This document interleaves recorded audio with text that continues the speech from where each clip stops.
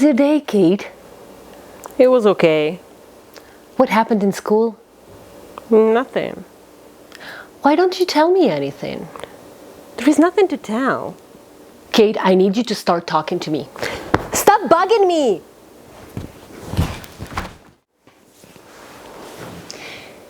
In order not to have these situations, let's discuss how to deal with a teenager who is angry, who is crying or sobbing over something, or very, very emotional. If your teenage kid is angry, it means that there is something going on. And it's not like it's easy for them. It's not like they want to be angry. Anger lives in the subconscious mind. And we cannot operate that subconscious mind. Very often you as a parent cannot control your emotions. So how can a teenager control their emotions as well? They cannot. And in order to avoid these situations or to cope with them better, you need to have a step-by-step guide. Like, what do I do in this situation? And the first step is, there's only two ways how you can react to this situation. Either you can also be angry, get mad, and you both are starting to like yell at each other, cry at each other, and scream, and nothing good is going to come out of that. Or you can give a space. You can give a child a space so that they can calm down. And if you still want to say something, you can always say, I love you. I love you just the way you are. Usually when kids are angry, they are afraid that you will only love them conditionally, when they're good. When they're good, when they don't yell, when they are not emotional, that's when you love them. But they need to know that you love them in any way. And the more you tell them, I love you just the way you are, even when you're angry,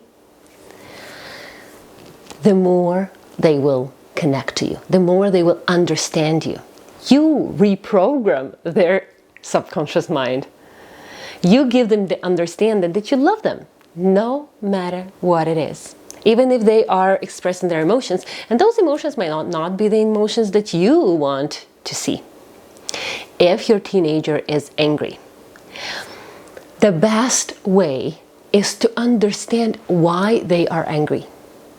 Yes, they can be emotional. They can go through this teenage phase, but there is also something underlying. There is an underlying reason why kids show anger, why they talk back to you, why they start to be very yelling, screaming, and then of course, you cannot control your emotions as well, so it starts you start a fight, and they start a fight, and then it's really hard to calm that conflict down, to understand the sides. So if your kid is angry, it means that they either suppress their emotions for a very long time and now they're showing it. Maybe you were not interested in their life for many, many years, and now finally you want the connection again. And the kid is not used to that. Maybe you reacted very emotionally to something that your kid told you in the past. For example, they shared some secret, shared some personal information with you, and you freaked out. You started to put your panic on them because they shared something. They formed the belief that I'm not going to tell you anything because parents will not understand anyway. And that's where this belief, the stigma around parents don't understand their kids, their teenage kids, which is not true. It means that at the teenage age, usually these emotional teenagers, they trigger us. They trigger something deeper in us as parents. I know that because that happened to me. My teenage girl started to show her emotions, and that started to trigger something really, really painful from my childhood. What was that? I wasn't allowed to show negative emotions.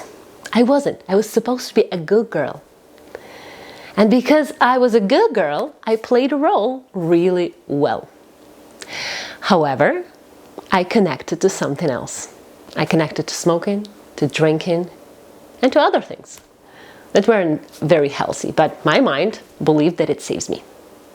So if you want your kid to not go and connect to something unhealthy, on something not good, it's good to really talk to them as much as possible with this calming, understanding, supportive attitude.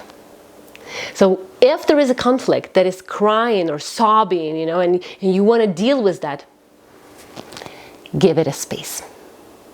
Give your child a space a little bit. Don't leave them alone with their emotion for a very long time, because they can start ruminate on that. They can start form these negative beliefs, right?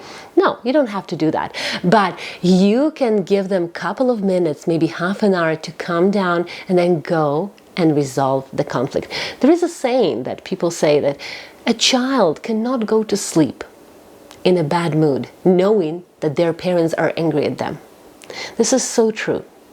This is very true. When we go to bed with some negative thought, with the feeling of being unloved, feeling not understood, feeling like our needs are not met, we wake up with that thought again.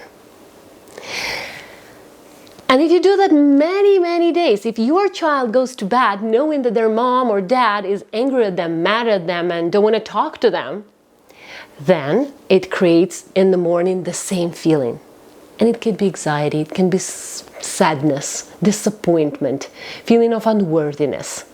More than that, that creates the same feelings for parents. When a parent goes to bed knowing that they just had a fight and they just left their kid to deal with it, in the morning they wake up with that same thought. Because usually what you go back with, the thoughts that you go back to, or they are the same when you wake up. You wake up with the same thought, same negative emotion, maybe guilt, maybe shame, maybe you start to get angry again and triggered. However, for both of you, it's going to have a negative impact. And you don't want that. So if your kid is angry, if your kid is yelling at you and screaming at you, it's a good reason to start working on yourself, start working and seeing the signs that, oh, what is my kid telling me about? Maybe I messed up a little bit. And it's not your fault. We do the best. We as parents do the best we can based on the experience. And I know that many of us want the best for their kids, most of us.